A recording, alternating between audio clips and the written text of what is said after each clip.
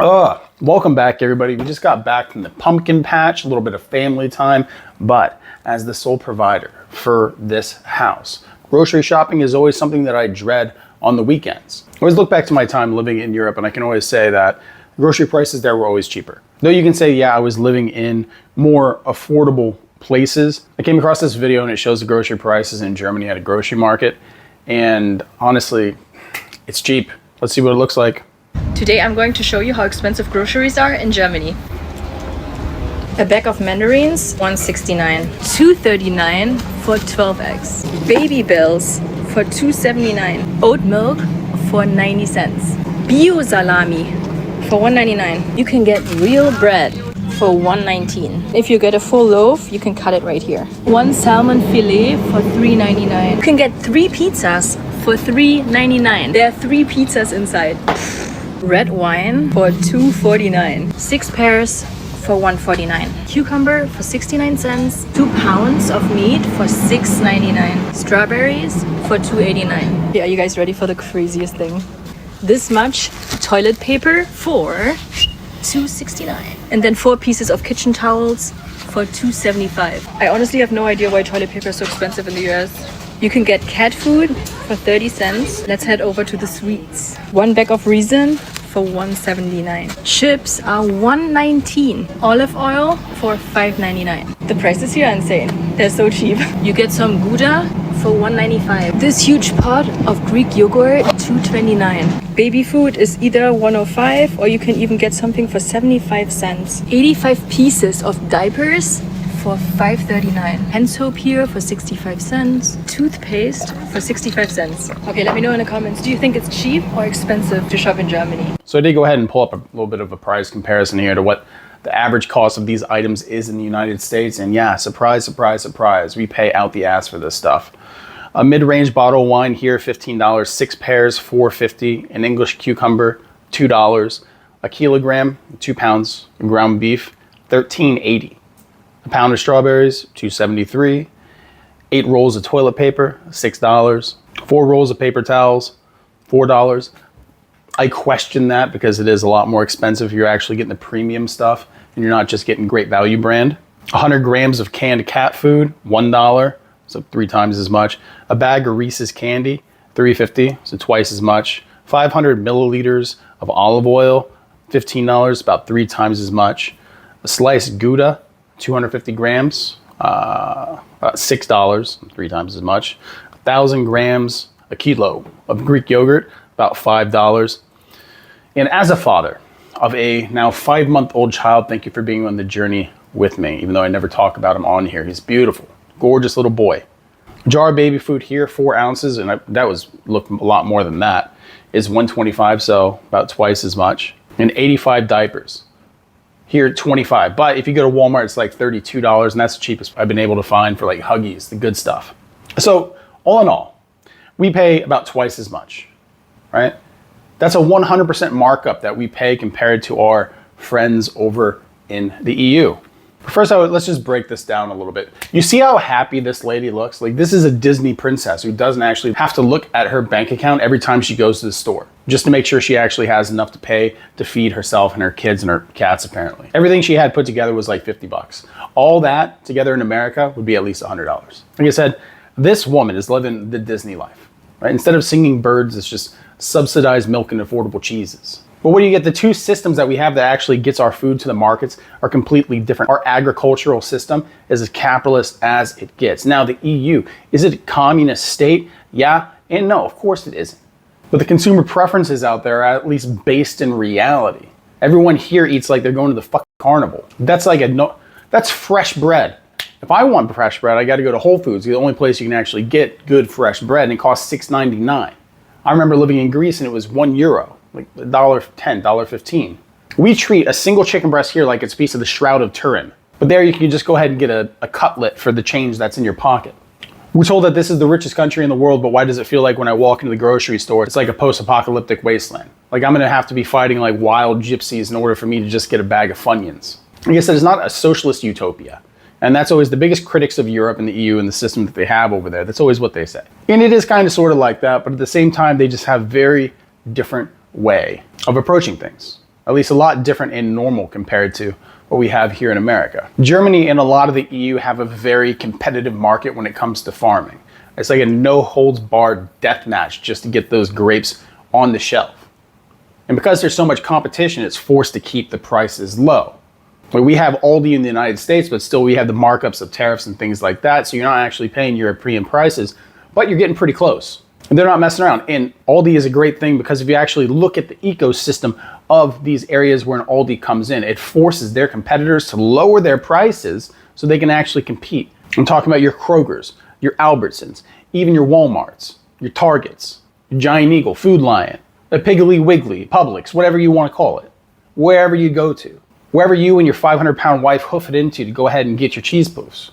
They're like, Aldi's is like the Navy SEALs of the grocery store business, right? They insert themselves into an area and they just attack prices. Always down for an Aldi sponsorship. Let's go. In America, we have some of that, but not really. And it's because we have Aldi's. Other than that, like I said, you have the Giant Eagle, the Food Lion, the Publix, the Albertsons, you have the Walmart, right? They've cornered the market and that's their entire job. They go in and they undercut local grocers who can't actually compete because they can't leverage their power to keep their prices down the way that theirs are. Even though Walmart is still much more expensive than what you're going to be paying in the EU, in Germany. What they do is they artificially lower their prices enough and just wait out the other businesses until they shut down, then they raise the prices. There was something like this going on in the UK last year that one of their big stores got caught doing. But it's very common in America, a very capitalist thing. Like I said, the big corporate, big box grocery stores in America, they're not fighting for pennies. They're fighting for dominance of the market. And they have dominance of the market. When 90% of Americans live within 5 or 10 minutes of a Walmart, that tells you that that battle's already been won. In Germany, it's a race to the bottom because the way that the competition is, how brutal that is, the prices are always going to be kept down. So the consumer always wins. Here in America, the CEO wins, as they always do. Like I said, it's enough for you to get out in the parking lot after you buy $300 for just processed nonsense and throw your keys in the parking lot. The frustration and anger is just built into the system because there's a monopolization of the entire supply chain by these big box stores in America. That's all it is. It's a monopoly. They're not just selling you food, they're selling you quiet desperation, just one overpriced bell pepper at a time. This system is designed to keep prices high. It's designed to keep you broke. They'll blame the weather. They'll blame the politicians. They'll blame bird flu. But the truth is they're laughing all the way to the bank. It would almost be laughable if it didn't have such a serious consequence on the American people, but it does have a serious consequence on the American people, right? Because this kind of greed affects us even more so in a period where the cost of living is just insane in America, where it's blowing up, where people can't even afford their rent, they can't afford their mortgage, and these corporations know exactly how much the average consumer has to spend, so they price their items accordingly. That doesn't happen in the That doesn't happen in the EU, it doesn't happen in Europe, it doesn't happen in Germany. It just doesn't happen because they don't have the monopolization.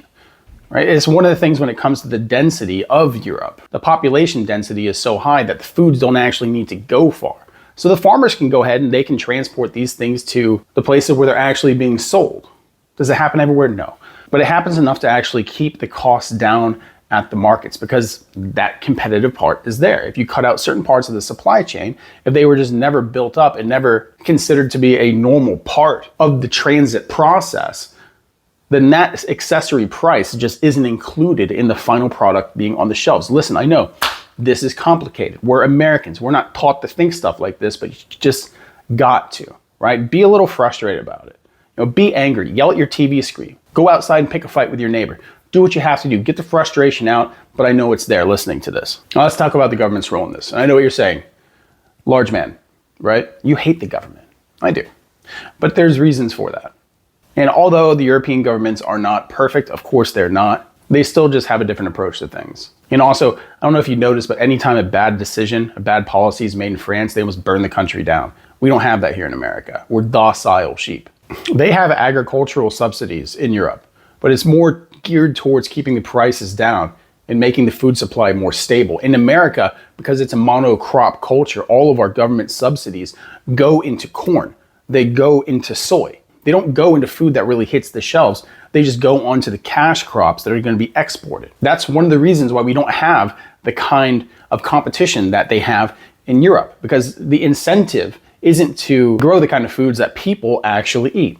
It's to grow feed for animals. It's to grow grain for export, like I said. Europe has local production, but in order for you to get any of these staples in America, you pretty much got to get everything from California. Everything that's not grain essentially comes from California, either that or Mexico. But with the tariffs, it's just California now. That's why when you go to a grocery store in Europe, you're noticing that it looks like the same prices, but it's actually a kilo, which is 2.2 pounds. I know, again, you're an American, you don't know these things. But essentially that means that they pay half the amount for their produce, which is why they eat healthier. Like I said, the consumer preference in America is simply for processed food. Look at all the videos that are out there of people actually going to the store and spending their crumpled up $1 bills that they pull out of their pocket. What are they actually getting, right? Frozen processed food. Meals ready to eat. Honestly, we might as well just give MREs to the population in America. I don't think they've actually have a problem with it. For the most part, if you give people a plate of healthy food in America, fruits, vegetables, and a little bit of meat, what they're going to do is they're going to say, get this trash out of my face. Where's my bucket of KFC? In America, they're not subsidizing organic kale. They're subsidizing the corn syrup to put in your soda. It's a system that incentivizes quantity over quality, right? Instead of the nutritional value that we want out of food, that we need out of food, the focus is on the filler that's devoid of any kind of nutrition. So in the end, what that means is in America, you're literally being taxed, right? For the system to make you fatter and poorer. And because you've been so psychologically beaten down to think that the cornbread part around a corn dog is actually a vegetable because it says corn in the name, I mean, the people here are just kind of doomed in general. You kind of deserve what you get, honestly. We don't demand these things to change. We don't demand any kind of local economy, local agriculture. We're starting to see more people grow food just because out of necessity, we kind of have to, because no one can afford to actually buy food. You want to buy a bell pepper in America, it's going to cost you $2 each. It costs you like 50 cents, like anywhere else, like 25 cents. So the next time you're at the store and you're deciding to buy a gallon of milk that costs as much as a decent haircut, just remember that it's not you, right? Well, it is you. It's not the farmer. It's also the farmer. It's you and the farmer, but it's just kind of the whole goddamn system. This system is designed to keep a few people obscenely rich while the rest of us are just kind of arguing over the cost of ground beef. This place is a clown show. America is a clown world, and we're all just dancing monkeys. We're dancing bears, while little fat rich kids are stuffing their face with popcorn, GMO popcorn.